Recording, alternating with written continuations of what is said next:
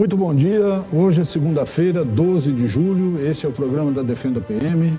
Estamos transmitindo ao vivo para todo o país, aqui pela TV Osasco e pela Com Brasil. Comigo está o Coronel Ernesto Puglia Neto, secretário executivo da associação. E hoje vamos falar com o historiador, Tenente Coronel Sérgio Marques, sobre a Revolução Constitucionalista. Bem-vindos.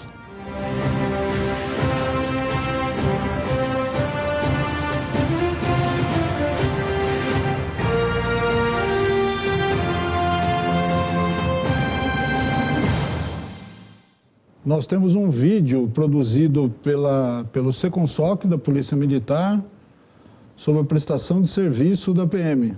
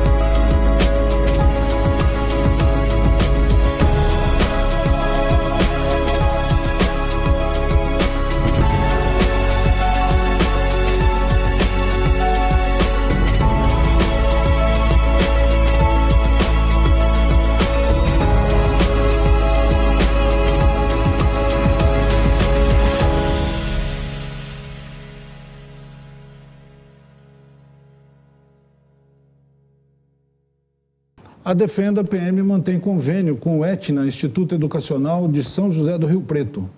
Os associados podem cursar pós-graduação em Direito Militar, que é um curso com duração de 1 ano, com aulas aos sábados, totalmente online.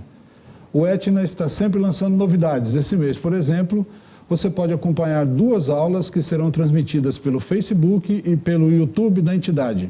A primeira aula será no dia 17, com o desembargador Amilcar Fagundes Freitas Macedo. O tema será uma leitura constitucional do direito militar, a possibilidade da adoção de institutos penais e processuais penais comuns no âmbito da justiça militar. A segunda será no dia 21, também deste mês, com o Tenente Coronel Roger Nardes de Vasconcelos e participação do nosso associado, o Coronel Azor Lopes da Silva Júnior. O tema será Sistema de Proteção Social dos Militares, um balanço das normas estaduais na visão dos tribunais. Faça sua inscrição acessando etnapós-graduação.com.br/direito em pauta. O acesso ao Etna também está disponível no site da Defenda PM. Agora nós vamos falar com o nosso convidado da semana, o Tenente Coronel Sérgio Marques. Ele é mestre em Ciências Policiais de Segurança e Ordem Pública, bacharel em Direito pela Uniban, pós-graduado em Política e Relações Internacionais pela FESP, formado pela ADESG, Associação dos Diplomados da Escola Superior de Guerra, e licenciado em História pela Faculdade Sumaré. Coronel, muito bom dia, obrigado por estar aqui conosco, bem-vindo. Sou Silvio, Coronel Ernesto, a todos os que nos acompanham, um ótimo dia, um privilégio estar aqui presente no Defenda. Coronel Ernesto, bom dia, estamos recebendo aqui um historiador e diretor da Defenda PM agora. Exatamente. Bom dia, Silvio, bom dia, Sérgio, bom dia a vocês que nos assistem pela Com Brasil, pelas redes sociais, pela TV Osasco, principalmente os nossos fiéis seguidores do Facebook. É um prazer estar mais uma vez com vocês aqui. E uma satisfação receber meu amigo Coronel Sérgio Marques aqui, nosso diretor de marketing da instituição, da Defenda. E, acima de tudo, uma pessoa que conhece muito da história da polícia e da história de São Paulo, para não dizer a história do Brasil. Hoje nós vamos trazer um tema muito interessante, muito sensível, que é a Revolução Constitucionalista de 32.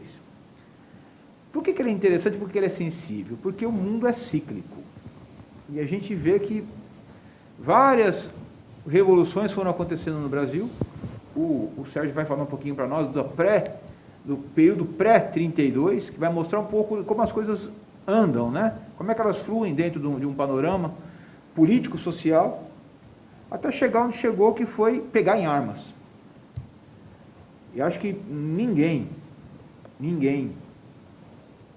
no Brasil, onde quer que seja, quer que o povo tenha que pegar em armas, porque foi o povo que pegou em armas, né?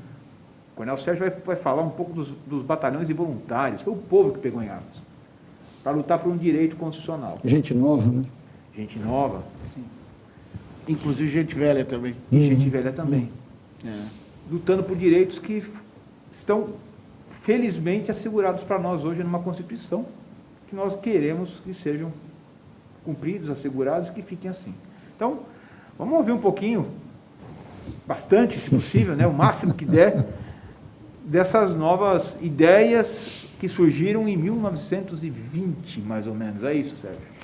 Então, exatamente, em 1921, começa com a edição de 2 cartas de um jornal oposicionista, lá no Rio de Janeiro, chamado o jornal Correio da Manhã, que eram chamadas cartas falsas, do candidato Arthur Bernardes, né? Ele era o candidato da situação, e ele falando mal dos componentes do Exército Brasileiro, mas depois foi provado que eram cartas falsas, tanto que o nome cartas falsas. Mas no período foi, vamos assim dizer, a faísca do chamado movimento tenentista.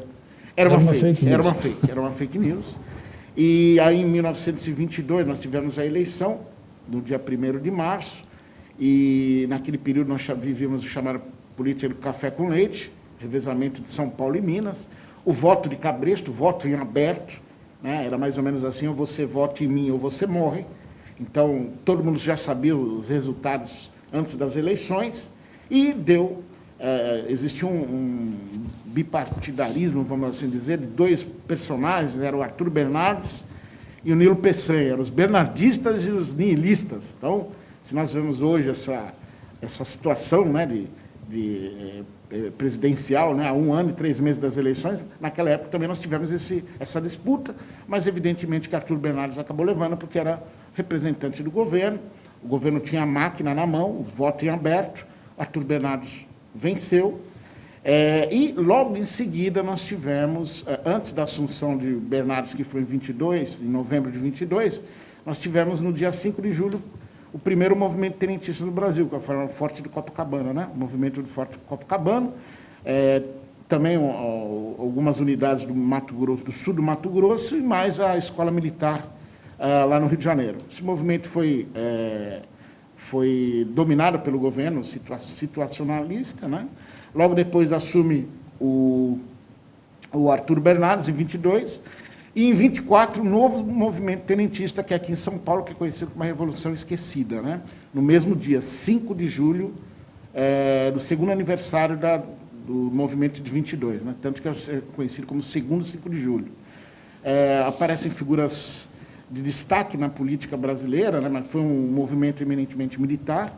Isidoro Dias Lopes era o comandante geral, o general Gaúcho, e capitaneado também pela Força Pública, parte da Força Pública, pelo major Miguel Costa, que era o major do Regimento de Cavalaria da Força Pública, né? Esse movimento dominou a cidade durante 23 dias, né? Do dia 5 até o dia 28 de julho de 1924. A reação de Arthur Bernardes foi terrível, São Paulo foi bombardeada, isso também sumiu da história do Brasil, né? São Paulo foi bombardeada, houve um êxodo, a população em torno de 700 mil pessoas, 300 mil pessoas fugiram da capital, E, no final, o que aconteceu? As tropas rebeldes fugiram para o interior do estado de São Paulo, até se refugiarem no interior do Paraná, próximo ali de Foz do Iguaçu, Catanduvas, aquelas duas cidades, e eles estavam aguardando outros movimentos revolucionários de outras unidades. Nós tivemos pequenos movimentos em Sergipe, em outras unidades federativas, mas eles estavam necessitando de um movimento grande. Esse movimento grande explodiu 3 meses depois, mais ou menos, no dia 29 de outubro de 1924, no Rio Grande do Sul, com civis e militares do Exército, rebelados, sob o comando de Luiz Carlos Prestes, capitão do Exército Brasileiro. Com a fuga deles, eles saíram do Rio Grande do Sul e se encontraram com os paulistas. A partir desse momento, dessa fusão, na verdade, os paulistas acabaram abraçando os gaúchos, que chegaram desarmados, em farrapos, surgiu a chamada Primeira Divisão Revolucionária, também conhecida como Coluna Prestes, que não é Coluna Prestes, é Coluna Miguel Costa Prestes. Porque o Miguel Costa, o regimento de cavalaria, era major, e o Luiz Carlos Prestes, capitão. Então, só que, por questões ideológicas, acabou. E hoje nós temos um revisionismo histórico, né, que diz que a coluna Miguel Costa Prestes, que percorreu 30 mil quilômetros do território brasileiro, e se internou, ela não ganhou, mas também não perdeu, e se internou dia 1º de fevereiro, na Bolívia, e uma outra parte se internou no Paraguai, fugindo das tropas legalistas de Arthur Bernardes. Bom, não houve muitas prisões nesse período, eles não foram anistiados. Aí surge em 1930, Washington Luiz, o paulista de Bagé, né, ele era carioca, mas a vida política toda em São Paulo, então, teoricamente, ele deveria ceder o governo futuro para um mineiro. A indicação seria de um mineiro. Só que ele furou, ele indicou um outro paulista, que era Júlio Prestes. Né?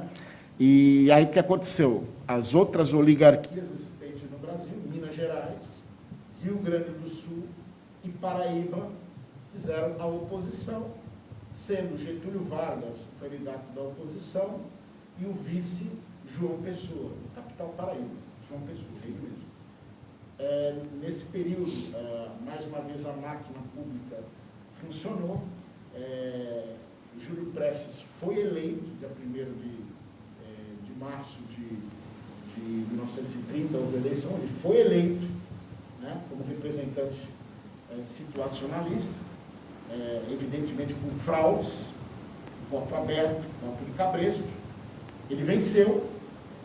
E nesse período que aconteceu, o João Pessoa, por tretas regionais, acabou sendo morto. Getúlio Vargas aproveitou-se da morte de João Pessoa, que era o vice na chapa dele, já tinha perdido, dizendo que quem matou foi os representantes da situação de Washington Luiz. Aí surge a chamada Revolução Outubrista de 1930. Quem era a Revolução Outubrista de 1930? Getúlio Vargas, que tentava derrubar Washington Luiz, antes do término do mandato dele, e antes da assunção do novo presidente, que seria o Júlio Prestes. Ele, Getúlio Vargas, se uniu com aqueles tenentes da coluna que estavam exilados, dentre eles o Major Miguel Costa. Né? Um dos comandantes da coluna, o João Roberto, disse, ele tem um livro que se chama sobre a Marcha da Coluna, o nome do livro dele, diz que eles assumiram uma revolução que não era deles, porque era uma revolução de políticos, sendo que no 24 era exclusivamente de militares. Mas eles aproveitaram a onda e fizeram a Revolução de 30 e acabaram derrubando o Washington Luiz, que foi derrubado no Rio de Janeiro por um golpe de Estado, literalmente. E nesse caminho, Getúlio Vargas, saindo do Rio Grande do Sul, ele passa por São Paulo junto com Miguel Costa, né, que era o comandante das tropas que vinham do Sul. Eles foram ovacionados na cidade de São Paulo, acredite se quiser, Getúlio Vargas foi ovacionado em 1930. Por quê? Imaginavam-se que a partir da quebra da Primeira República, que foi de 1889 até 1930, existia a possibilidade, a esperança de eleições no Brasil né? Acabou a Primeira República, então, não, puxa, Getúlio Vargas está vindo com novas ideias para reformar o Estado brasileiro para novas eleições. Vou fazer só uma observação, Sérgio, para quem está nos ouvindo, a gente tem que entender o contexto político dessa época, né? A coisa começou a borbulhar, não foi em 32. Por isso que foi pedido para o Coronel Sérgio fazer essa linha do tempo, para entender que 32 é um reflexo de muita coisa que se tinha esperança. Se aguardava algo assim diferente daquela nova formação política que o Brasil estava experimentando. É isso um pouco, Sérgio?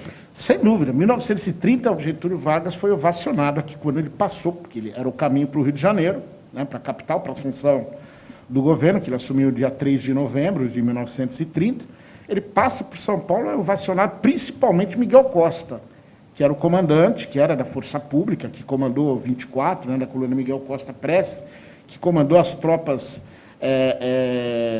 de 1930, né, subindo do Rio Grande do Sul, e era uma grande expectativa das pessoas para que houvesse essa mudança. O Brasil estava se industrializando, né, as cidades estavam cada vez maiores, o Brasil começando a se tornar um país urbano, era muito pequeno ainda, mas eram os primeiros passos da urbanização do país, a grande parte da população era rural, e existia essa perspectiva, né, das oligarquias ligadas à agricultura, né, serem quebradas pelas oligarquias novas surgidas, que era a classe média, a industrialização do país, o ensino, todas essas ideias tinham uma esperança em Getúlio Vargas.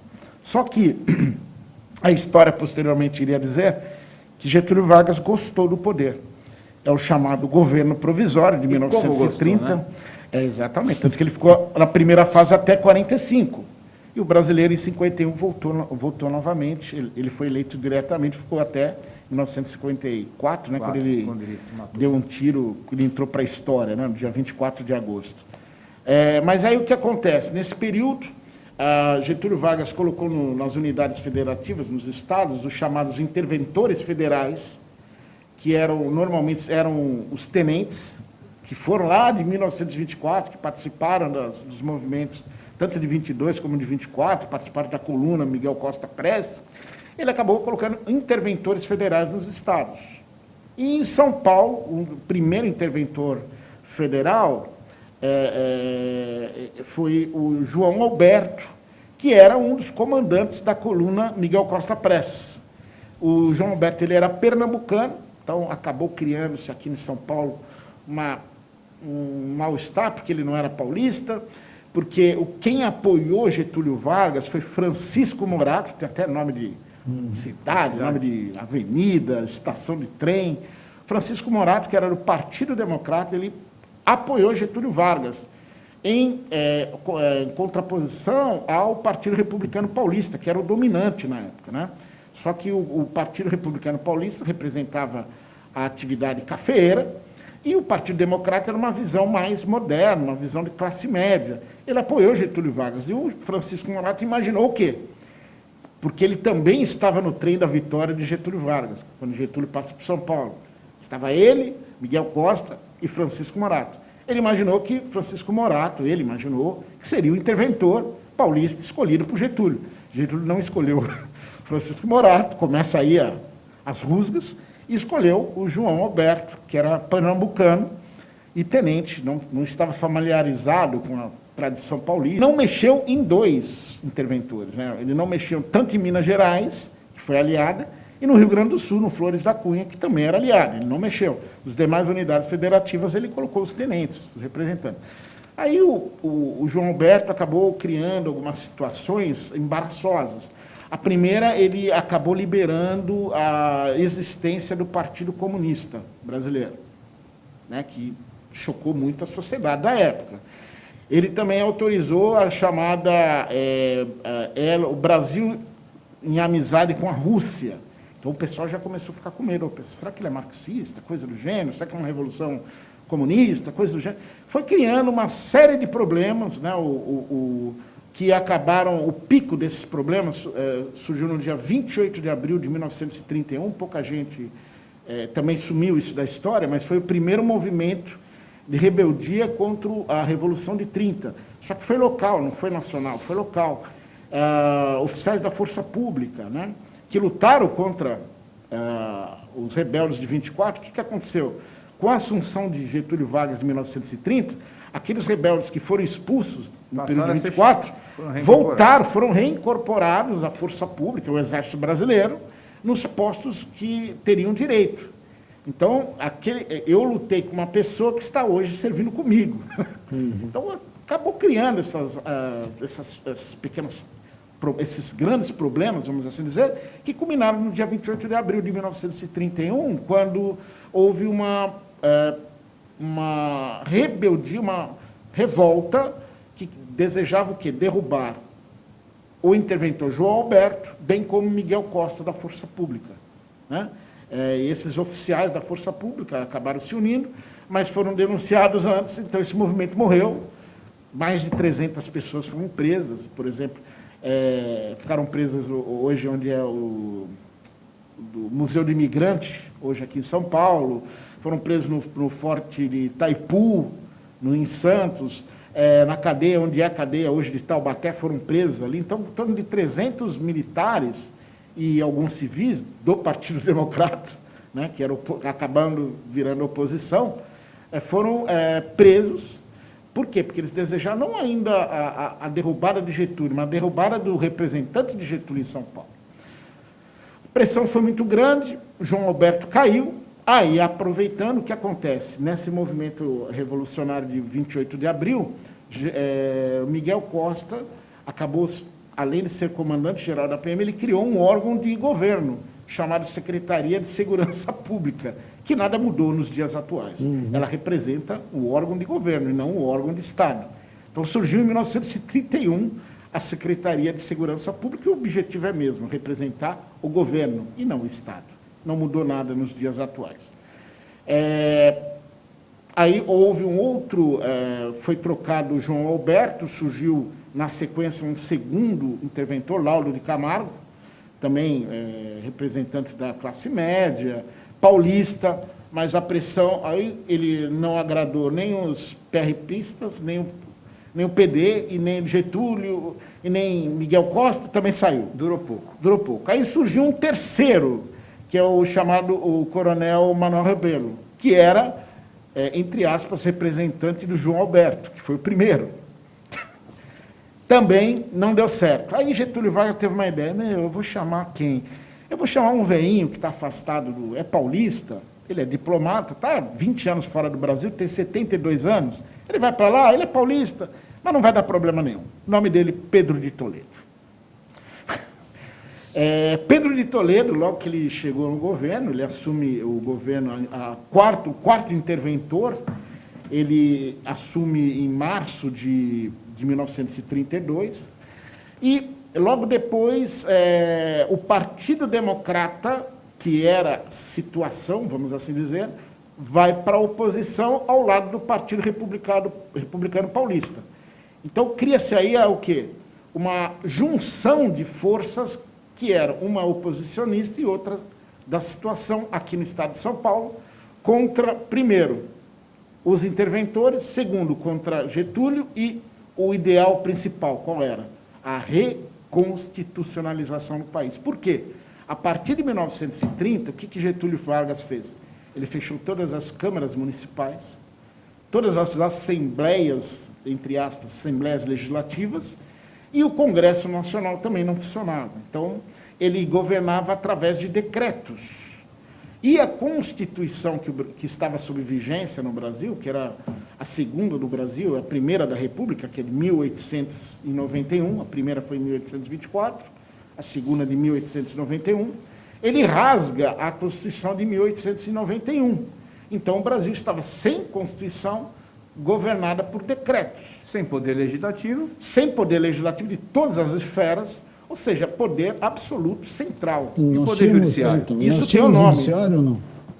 Também o judiciário estava subordinado a ele. Ou seja, isso era uma ditadura. E ele mesmo falava que era uma ditadura. O próprio governo provisório se identificava como sendo uma ditadura, né? E esse movimento paulista começa a crescer, a união desses dois polos que eram antagônicos acabaram se juntando na Frente Única Paulista, FUP, e São Paulo, quando vai às ruas, alguma coisa acontece. Dia 25 de janeiro de 1932, nós tivemos uma gigantesca manifestação ali na Praça da Sé.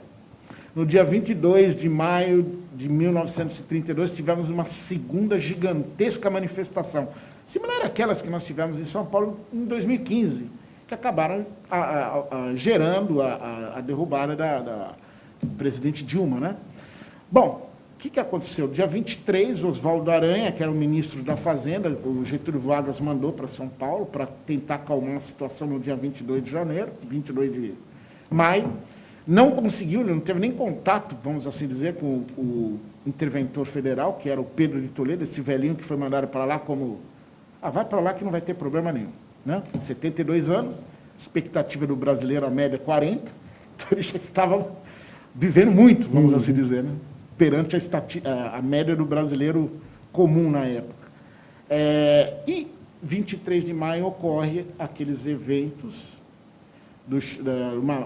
resultante dessa manifestação no dia 22, no dia 23 para o dia 22, do dia 22 para o dia 23, muitos desses manifestantes acabaram assaltando armazéns e lojas que tinham armamentos, e foram atacar na Praça da República a sede do PPP, que era o Partido Popular Paulista, que era o representante de Vargas aqui na cidade de São Paulo, no estado de São Paulo.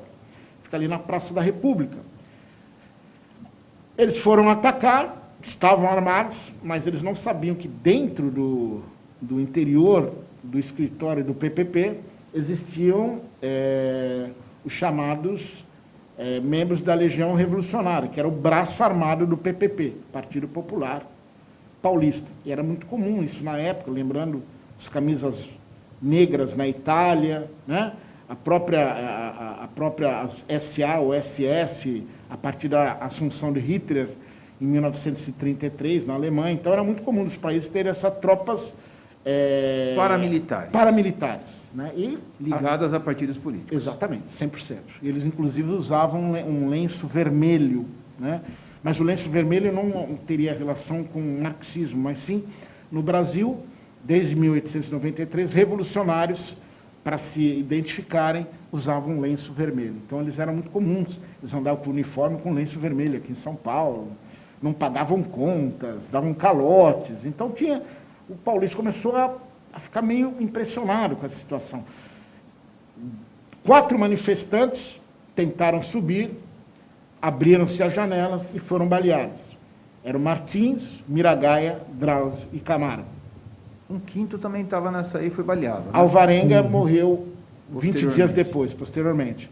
Mas o Martins, Miragaia, Drauzio e Camargo deu origem, o acrônimo das primeiras letras dessas pessoas, deram o nome de MMDC, Martins, Miragaia, Drauzio e Camargo, que se instituiu como sendo uma sociedade secreta. Foi instituída. Lembrando, eles não eram estudantes, porque é muito bonito hoje no Brasil falar que é estudante, né? Eles não eram estudantes. O único estudante era o Drauzio, que tinha 14 anos. Os demais, um era fazendeiro, tinham 31 anos, 30 anos, os demais. Mas é que no Brasil é bonito você falar 14 anos, né? Olha a consciência política dos caras da época. Exatamente. O Drauzio tinha 14 anos e foi um dos baleados. E acabaram, eles morreu um quinto depois, que é o Alvarenga. Surgiu essa sociedade secreta, né, o MMDC, em homenagem aos primeiros mártires, que visavam o quê? A reconstitucionalização do país. 23 de maio foi a fagulha. Para a guerra, dia 9 de julho. E nesse período, o próprio Getúlio Vargas, ele instituiu o Código Eleitoral, em fevereiro de 32. Mas as pessoas não acreditavam mais no Getúlio, por quê? Há 20 meses que ele prometia algo e não cumpria. 9 de julho, explode a Revolução constitucionalista de 1932. Ela poderia ter sido evitada ou não? Muito difícil ser evitada. Agora, o que nós não podemos negar é a perspicácia de Getúlio Vargas. Por quê? Eu lembro, desde criança, minha tia, ela falava assim, ó, Sérgio, não confie em mineiro, hein? Que é uma senhora que teria hoje em torno de 98 anos, né? Ela falecida. Por quê? Eu fiquei com aquilo na cabeça. Antes de ingressar na Polícia Militar, eu cursei a EPICAR, que é a Escola Preparatória de Cadetes do Ar, que é em Barbacena, né? Eu vivi 3 anos em Minas. E ela falava, não confie em mineiro. Depois eu vim a entender por que não confie em mineiro. Porque os estados que São Paulo imaginavam que apoiariam o movimento de 32, que eram o Rio Grande do Sul e Minas Gerais, em vez de mandar tropas, mandou bala. Mas por qual motivo? Porque Getúlio Vargas, quando estoura o movimento de 32, ele prende as lideranças políticas, tanto no Rio de Janeiro quanto em Minas. Então, as lideranças que eram a favor do movimento revolucionário constitucionalista, em Minas foram presos. Ou seja, restaram apenas a força ditatorial getulista. Mas ficou-se essa lenda, não confia em mineiro. Isso aí existia muito antigamente, né? Não, porque mineiro traiu o paulista, né? O gaúcho traiu o paulista. E nós veremos que houve movimento revolucionário em 1932 no Rio Grande do Sul, a cargo na cidade de Soledad. Teve a Batalha do Fão, que até hoje ninguém sabe quantas pessoas morreram, porque o governo ditatorial ele acabou abafando isso aqui. Nós tivemos um movimento revolucionário constitucionalista no Pará, em Óbidos, um destacamento, né, de beira do rio, que também foi dominado pelo movimento ditatorial de Getúlio. Nós tivemos esse movimento em Manaus, tivemos esse movimento em Belém, jovens foram secundaristas, olha que interessante, secundaristas, pegaram armas, lutaram, tiveram uma resistência lá, lógico que foram dominados, né? Mas houve essa resistência. No Rio de Janeiro, prisões, proibição de manifestações. Então, nós tivemos desencadeamento da Revolução de 32 em outros polos. E o único que veio forte com São Paulo foi o sul do Mato Grosso, que o Mato Grosso ainda era uníssono, era um estado único, depois que houve o desmembramento, mas agora já na década de 80. O sul do estado do Mato Grosso lutou ao lado das tropas constitucionalistas. E quem eram as tropas constitucionalistas? Basicamente, a espinha dorsal desse exército era a Força Pública de São Paulo, que é a Polícia Militar do Estado de São Paulo hoje, né? Com em torno de 9 a 10 mil homens. O Exército Brasileiro, as guarnições do Exército Brasileiro aqui em São Paulo, então, que seria aqui de Quitaúna, Rio Claro, Pirassununga, essas cidades, Caçapava, Lorena, essa cidade, Taubaté, né? Caçapava, Lorena e Campinas, né? Essas unidades do Exército também apoiaram o movimento. E o sul do Mato Grosso do Sul, e foram formados mais de 70 batalhões compostos exclusivamente de voluntários, treinados e comandados por elementos da Força Pública. E voluntárias? Voluntárias também. Mulheres que pegarem armas. Nós temos em torno de 10 mulheres documentadas que pegarem armas, né? Uma das mais famosas é a chamada Maria José Bezerra, que é a Maria Soldado, que está, inclusive, eternizada no Mausoléu Obelisco de Ibirapuera. Ela fez parte, ela era empregada doméstica aqui de São Paulo, né? Ela é de Limeira, nascida em Limeira, empregada doméstica, e ela sumiu da casa de onde ela trabalhava. Depois ela voltou fardada, como enfermeira. Ela fazia parte do movimento chamado Legião Negra, que era composto por negros. Negros estavam espalhados por todos os batalhões, mas formava-se, esse grupamento foi criado, chamado Legião Negra, como tinham também de universitários, chamado 14 de Julho, de jornalistas, por exemplo. Nós tínhamos também a Liga da Defesa Paulista, que faziam jornalistas, faziam parte, enfim, de carreiras profissionais. E o momento, só que na batalha no sul de São Paulo, a Maria Soldado, ela foi como enfermeira, mas acabou pegando em armas. Né? Então, o trabalho da mulher brasileira foi fundamental, porque a indústria paulista, que era uma indústria de paz, ela foi transformada em indústria de guerra, né? E quem era a mão de obra principal? Porque os homens estavam empenhados na frente de batalha, ou indiretamente.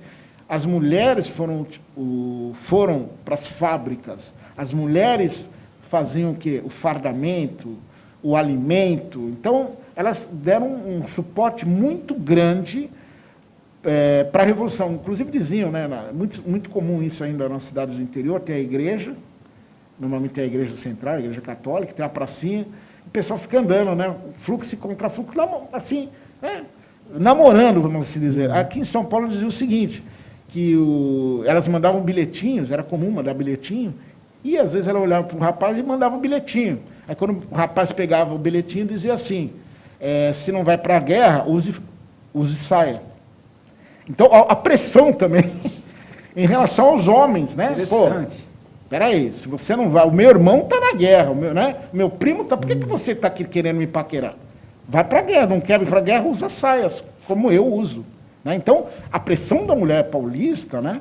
E outro motivo também, não era o paulista aqui, transcende a geografia. Né? Quem era o paulista? O paulista era quem vivia em São Paulo, não necessariamente nascido em São Paulo e não necessariamente nascido no Brasil.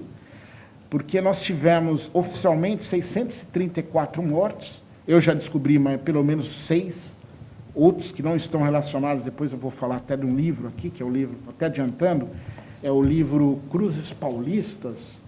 Esse livro Cruzes Paulistas, ele traz a bibliografia resumida de todos os combatentes que morreram durante a Revolução, os soldados constitucionalistas que morreram.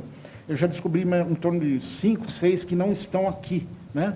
Mas que futuramente nós estamos fazendo um trabalho para alimentar esse livro, vamos assim dizer, atualizar esse livro, que é de 1934. Né? Então, o que acontece? De 634, nós tínhamos, além dos paulistas, nós tínhamos 108 que morreram, que não eram paulistas. Dentre eles, 30 que eram nordestinos, maranhenses, baianos, pernambucanos, cearenses, potiguares. E do mundo também, nós tivemos inúmeros imigrantes que lutaram por esse ideal, porque eles assumiram São Paulo e o Brasil como uma pátria de coração. Uhum.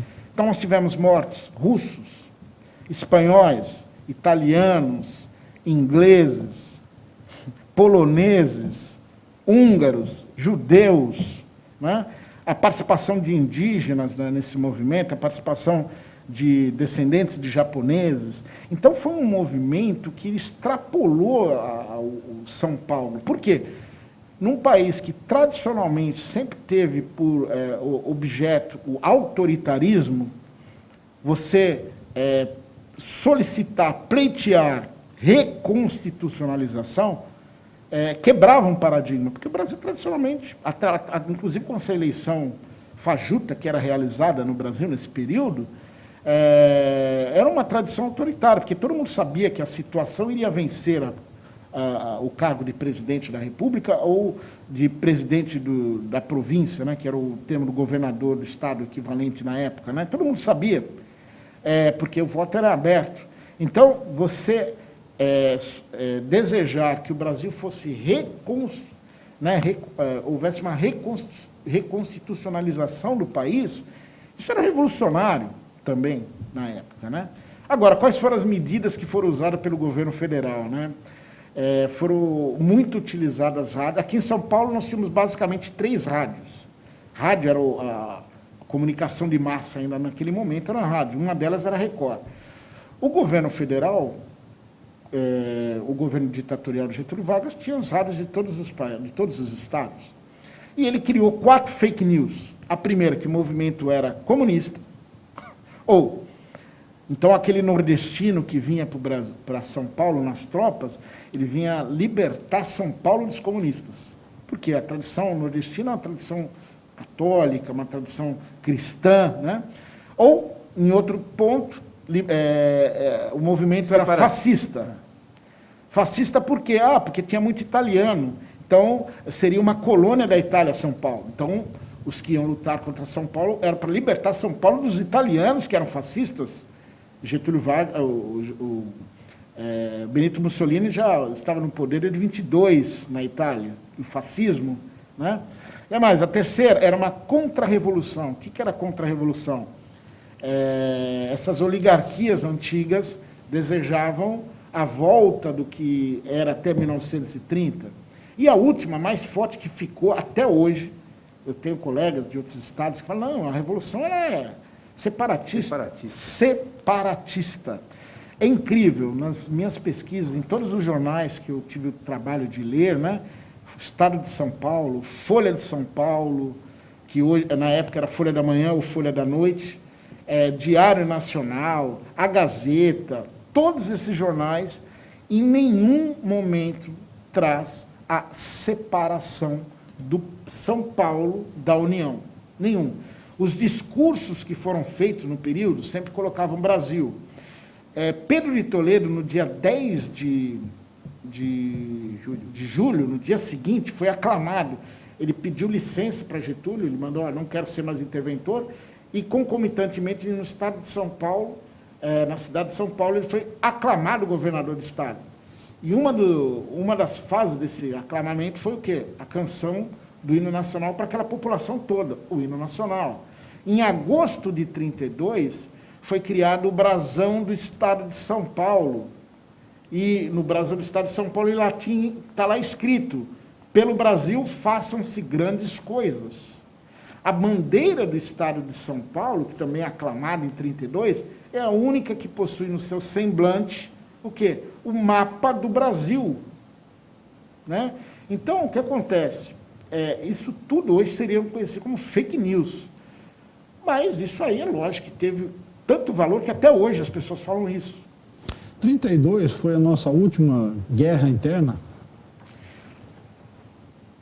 Desse porte, sim. Mas nós também tivemos em 1935, a intentona comunista, que foi local, foi o Rio de Janeiro e Rio Grande do Norte, em menor proporção. E também nós tivemos uma guerra não declarada, que foi no período de 68 até 74, que nós tivemos aqui a questão dos movimentos extremistas, né, de esquerda, que tentavam, apesar de falsamente falarem da democracia, eles queriam, entre aspas, substituir a ditadura que talvez existisse ali naquele período por uma outra ditadura, que é a ditadura do proletariado. Né? A imagem que o Brasil sempre teve foi de um povo pacífico, acolhedor, né? Mulher pelada. Exato. E por aí vai. Mas isso não é bem verdade, né? O brasileiro sempre foi um povo guerreiro, né? E para resolver as coisas na bala mesmo. Onde que o senhor acha que nós saímos desse espírito guerreiro para um comportamento mais passivo na sociedade? O governo faz e não acontece nada, nego mete a mão e não acontece nada. Onde que quebrou isso? Nós temos hoje até governos pouco tempo atrás corruptos, não existia, vamos assim dizer, um racha na sociedade tão grande quanto nós estamos vivendo hoje. Similar ao que aconteceu lá em 22, né? De bernardistas e nihilistas, né?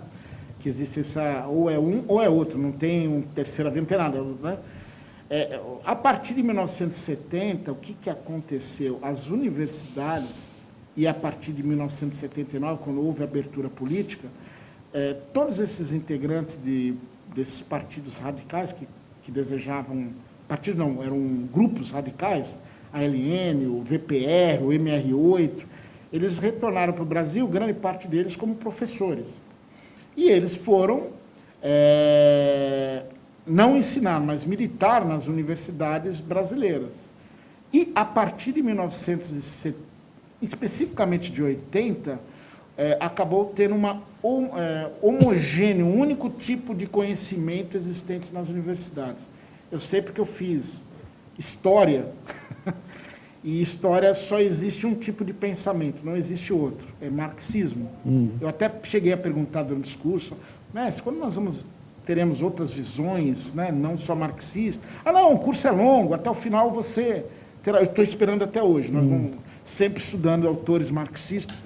Então, criou-se, a partir desse momento, uma única visão de mundo, a partir de 1980. Para nós termos uma ideia, a Folha de São Paulo, hoje Folha de São Paulo, em 1932, ela apoiou o movimento revolucionário paulista, brasileiro, pela reconstrualização do país. Hoje ela faz críticas severas à Revolução de 32. O mesmo jornal. Só que o pensamento do jornal hoje é totalmente diferente. Então existe até uma idealização. Por que 32 não é estudado? 32 não é estudado porque é um movimento de direita. Só que não é um movimento de direita. É um movimento que pedia a reconstitucionalização do país. Contra uma ditadura feroz. O cartaz do homem estava na Avenida Paulista, exato, aí, 15 dias atrás. Então, foi um dos períodos que também, isso é esquecido pela história, um período de 37 a 45, porque 32 perderam-se nas armas, o exército constitucionalista perdeu em 32. Né? Só que em 34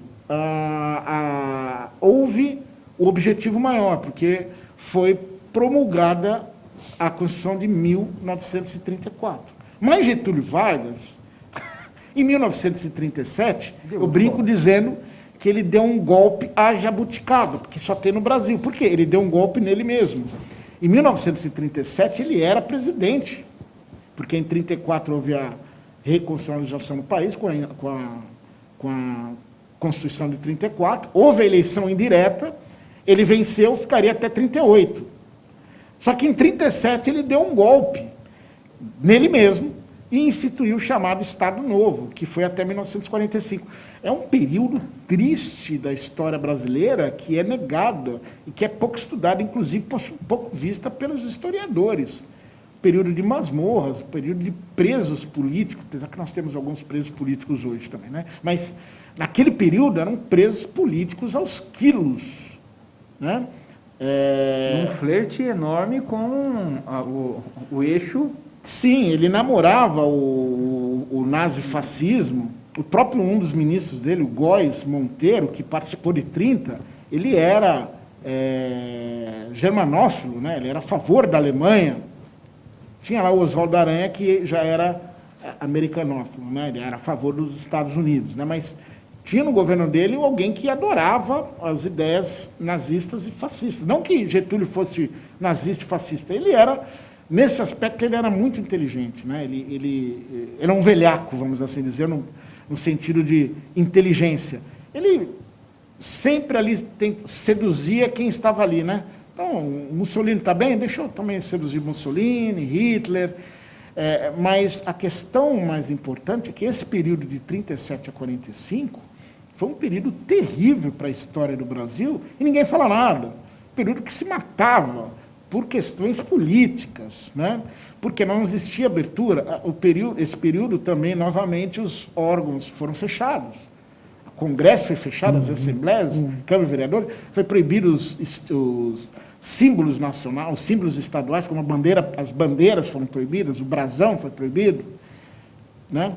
E principalmente o culto à personalidade. Então as casas tinham foto de Getúlio Vargas, da mesma forma que na Alemanha tinha foto de Hitler, da mesma forma que na Rússia, na União Soviética, tinha foto de Stalin, da mesma forma que na Itália tinha foto de Mussolini. Então, era o culto à personalidade, tanto de extrema-direita quanto de extrema-esquerda, né? Era o culto à personalidade, e conhecido como pai dos pobres. Luiz, isso aí, a imprensa cria essas situações, né? Não, é o pai dos pobres, vai falando que uma inverdade acaba se tornando verdade, né? E ele tinha também a máquina na mão, porque os jornais estavam sob censura, então só podia se colocar aquilo que ele desejava, né? Então, é um período muito sombrio do Brasil, de 37 a 45, e 32 foi um ponto revolucionário, foi um ponto para acabar, só que não acabou nesse período. 34 nós tivemos a Constituição Estadual, né, a Constituição Federal, que foi promulgada pelo próprio Getúlio, né, mas ainda nós temos pessoas que adoram Getúlio Vargas, mesmo ele sendo um ditador, mesmo ele tendo eliminado políticos, inclusive de esquerda, né? Sim. O Luiz Carlos Prestes, que tentou a intentona comunista em 1935, ele foi preso logo depois e ele só foi liberado em 45. Nesse período, a companheira de Luiz Carlos Prestes, Olga Benário. que é a Olga Benário, ela era guerreira, ela era alemã, judia, mas ela havia se voltado para o comunismo. Então, ela era uma oficiala do Exército Vermelho, ela era paraquedista. Então, ela veio para o Brasil na época para proteger o Luiz Carlos Prestes, em 1935, pouco antes da intentona comunista. Então, ela era guerreira. Eles acabaram se apaixonando, né? Ela grávida, Getúlio Vargas deu para a Gestapo, que era a polícia secreta alemã, entregou com a cooperação do da Suprema Justiça Brasileira. Então, essas situações de justiça né, no Brasil é algo terrível, porque a própria justiça brasileira, que estava, evidentemente, a cargo de Getúlio Vargas, acabou autorizando o que? Uma mulher brasileira, uma mulher judia alemã, que teria um filho de um brasileiro, ser deportada para o país que ela seria morta. Tanto que ela foi morta num campo de concentração, conseguiram salvar a filha, tanto que é uma escritora, uma historiadora marxista, filha de Luiz Carlos Prestes, né? A filha de Luiz Carlos Prestes hoje, ela conseguiu ser resgatada pela avó, né? A mãe de Luiz Carlos Prestes, e hoje ela é uma historiadora marxista. Ela fala muito bem do Luiz Carlos Prestes, evidentemente, porque os valores de sangue falam muito mais do que os valores históricos também, né? Ele tem lá os seus valores, mas ele também participou da morte de uma pessoa em 1935, que era o chamado justiçamento. Essas coisas são esquecidas na história, né? Era uma companheira jovem, de 16 anos, eles imaginaram que ela fosse traidora, só que ela não era traidora, ela foi morta também nesse período pós-intentona 35, ele é preso em 36, nesse período ela foi morta, então, através dos chamados justiçamentos, né? Então, a história do Brasil, muitas coisas acabaram sendo colocadas debaixo do quê? Do tapete. Vamos esconder para não contar para ninguém. Exatamente. Né? Só que agora, essas histórias estão o quê? Surgindo. Nós temos sempre dois lados, não um único lado homogêneo que cria a sociedade. Então, por que, até pouco tempo atrás, mesmo com grande corrupção, não existia essa dicotomia que nós temos hoje? Por que será? Ô, Sérgio, deixa eu fazer uma pergunta para você.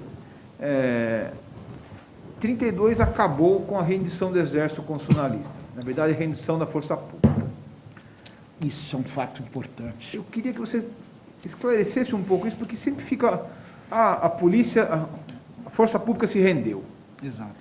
1932, no final, setembro de 32, as tropas ditatoriais estavam em Guaratinguetá, Campinas e Sorocaba. Fecharam São Paulo. São Paulo já entrou na guerra perdida, vamos assim dizer. Por quê? Em 1930... Não tinha munição, praticamente, né? Não tinha munição. Olha como Getúlio Vargas era inteligente. Em 1930, ele desarmou a força pública. A força pública tinha uma aviação militar, com caças e bombardeios, tinha canhões. 2 anos antes. Exato. Sim. Ele desarmou a força pública, porque era o grande empecilho, era a força pública que a Polícia Militar do Estado de São Paulo. Por isso que essa situação do desarmamento da população é muito perigoso, né?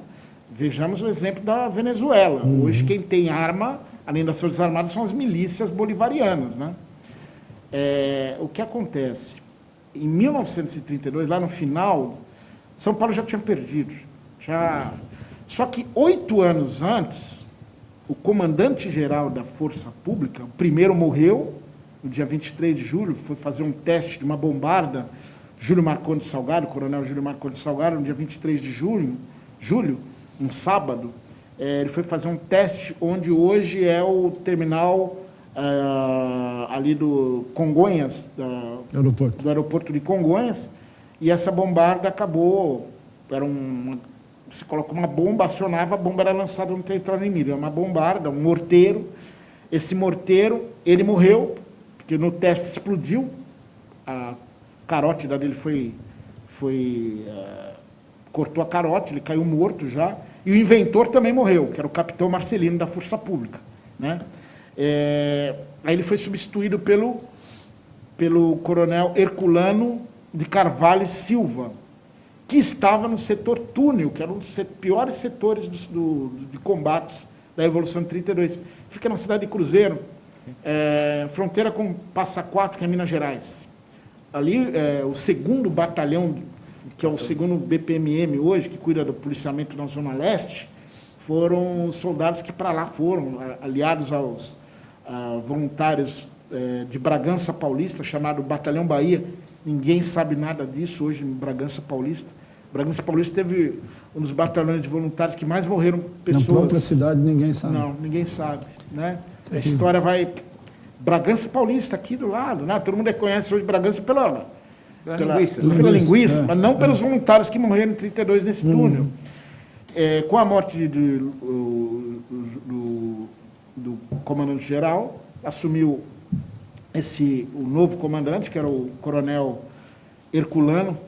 O coronel Herculano viu que nós já estávamos perdidos, que 8 anos antes nós tivemos a Revolução de 24, São Paulo foi tomado por tropas federais e tropas de polícias do Rio Grande do Sul, Paraná, Santa Catarina, Rio de Janeiro, Minas Gerais, Espírito Santo, que houve estupros aqui em São Paulo, que houve subtração de bens, roubos, vamos assim dizer, dessas tropas de ocupação. Ele imaginou, puxa vida, essas tropas estão tão próximas de São Paulo, se elas invadirem São Paulo, vai acontecer a mesma coisa. O que aconteceu? Apesar dos civis que estavam na frente do governo desejavam intensificar esses combates, mas não existia mais armamento, não existia mais munição. Os fuzis eram divididos entre os soldados. Munição, se não tem munição, não tem guerra, não tem arma. Né? O que aconteceu? Ele fez a paz em separado com representantes de Getúlio Vargas e foi assinada o armistício, que não é uma rendição, mas que foi poupado de São Paulo, na cidade de Cruzeiro, tanto que hoje a cidade de Cruzeiro é conhecida como a capital da Revolução Constitucionalista de 1932, no colégio Arnolfo Azevedo, tem um colégio que funciona até hoje lá, foi assinado nos termos que São Paulo, armistício, parou. As tropas da Força Pública pararam de combater, que era a espinha dorsal do Exército, profissionais, né, que lutavam, e a Força Pública acabou, por isso, recebendo a pecha de traidora. Só que 30% dos mortos de 32 paulistas eram integrantes da Força Pública. Uma única instituição, 30% morreram. 30% foram mortos durante a guerra. Né? E criou-se essa lenda da Força Pública ter traído São Paulo. Na verdade, o comandante ele teve muita coragem, o coronel Herculano, de falar, basta, porque vamos preservar as vidas e vamos preservar o patrimônio, o que hoje é a nossa missão. Exatamente. Não é isso, a missão é proteger vidas e proteger o patrimônio. Né? Então, o que acontece? A partir desse momento, ele teve que se retirar da vida pública de São Paulo, ele foi para o Rio de Janeiro, morreu muito triste. Para se ter uma ideia, ele não está, até hoje, no obelisco do Ibirapuera. 60% dos mortos de 32 estão lá, os outros estão espalhados cemitérios de São Paulo, Rio de Janeiro, Minas Gerais, Mato Grosso do Sul, Paraná, mas o que acontece? Ele não está enterrado, ele está no jazido particular da família, ele não está no mausoléu. Então tem essa questão aí da pecha, que foi logo depois criada. Sempre numa guerra, a quem perde sempre tem alguém culpado. Nós temos algumas perguntas que foram colocadas ali, uma que eu vi sobre a importância de ser feriado em 9 de julho. Quem perguntou aí, que se puder voltar, é a Célia. Ela acha que não precisa ser feriado, não vê importância. Eu ouso discordar, Célia, porque eu não vou nem passar essa para o Sérgio, porque é uma questão de ideal, né? Em homenagem a todos aqueles que morreram, a todos aqueles que lutaram, e dos dois lados, né, Sérgio? Porque a gente tem que entender o seguinte, né? Quem estava lutando do outro lado também estava lutando por algo que achava que era certo, né? Ou profissionalmente. Ou profissionalmente. Ou pelo menos tinha lá o seu dever a cumprir. Estava cumprindo o seu dever. Porque não teve voluntários do outro lado, né? Tiveram contratados. Contratados. Né? Porque eles passaram justamente isso. Em São Paulo tem comunistas que estão tirando. Mas voluntários só em São Paulo. Voluntários, absolutamente voluntários, não remunerados, São Paulo. Então, os outros sério, estados foram remunerados. Em homenagem a essas pessoas que se entregaram desse jeito, entregaram a sua vida, eu acho que merece o feriado, sim. Tem que ser cultuado, tem que ser lembrado. Todo ano. Todo ano. Todo Sim. ano. E aquelas pessoas que não conhecem essa história, que é o caso da grande maioria dos jovens, dos adolescentes, das pessoas que têm aí seus 30, 35 anos de idade, que não conhecem isso, têm a obrigação de conhecer. Sim. Porque foram vidas que se entregaram para que hoje nós possamos votar. Sim. Basta conhecer o mausoléu do obelisco de Ibirapuera. Para debaixo é o cemitério. Então, mas esse é o problema, né, das universidades, das escolas em geral, escamotearem o assunto. Não existe o assunto. Porque o assunto ninguém conhece. Como que você vai opinar sobre Quando o alguma coisa que assunto você é não falado, conhece? é uma questão de direita. Aham. Então entra na questão ideológica. Uhum. Então, da mesma forma que os pracinhas também é uma questão de direita. Então não se fala, né? Para que falar de 45? Eles foram lutar contra o nazifascismo. E aqui em 32 lutaram pela reconstitucionalização do país, pela liberdade e pela democracia. Contra uma ditadura. E foram mortos. Contra a Enquanto ditadura. tem Não gente... interessa qual é o lado da ditadura. Ditadura é ditadura. Se é de Enquanto- esquerda, se é direita, se é militar, se é civil, se é religiosa, como tem algumas no Oriente Médio. Não interessa, é ditadura. Cerceia o meu direito, o seu direito, o seu direito. O direito você que está assistindo. O povo cubano está fazendo isso agora. Tá Não fazendo dá isso para a gente agora, ficar né? batendo palma para ditador. E tá Eu fechado acho que a nenhum internet. tipo de ditador. Exato. E um outro detalhe, em 1900, enquanto hoje nós temos briguentos nas redes sociais, em 32 nós tínhamos briguentos nas trincheiras, morrendo, jovens, velhos, mães perdendo filhos, né? Irmãos, Nós temos mulheres mortas. mulheres mortas. Exatamente, temos um ou outro caso de mulheres mortas. Bom, estouramos para variar o tempo. Não, só agradecer, Sérgio, a aula. Dá para ficar conversando aqui, Puxa, verdade. acho que Fazer um curso de dias e história dias aqui, e um ano. dias, sem... É um assunto apaixonante, né? É um assunto maravilhoso. Eu espero que você que nos assistiu tenha gostado. E vamos trazer de novo depois o Sérgio aqui para complementar um pouco mais essa parte histórica, que é sempre fundamental, porque você entende o que acontece no seu país, né? Se a gente não conhecer a nossa cultura, a nossa história, como é que nós vamos defender aquilo que nós tanto acreditamos? E ver quem foram os nossos antepassados e quem somos nós, né? Exatamente. Isso dá um caminho, né? Parabéns, Sérgio. Muito obrigado, viu? Eu que agradeço a oportunidade da Defenda, agradeço ao Coronel Ernesto, agradeço ao Sr. Silvio, pela oportunidade de poder falar sobre a história do Brasil, que é algo tão rico, tão bonito, e nós desprezamos, nós preferimos coisas que, de repente, não mudam as pessoas. História muda. Se você não conhece a história, os fatos podem acontecer, infelizmente, fatos ruins podem acontecer novamente. Né? Obrigado, Coronel. Obrigado, Coronel Ernesto. Chegamos ao final, então, de mais uma edição do programa da Defenda PM, agradecendo a todos, desejando também uma boa tarde, ótima semana e até segunda-feira que vem.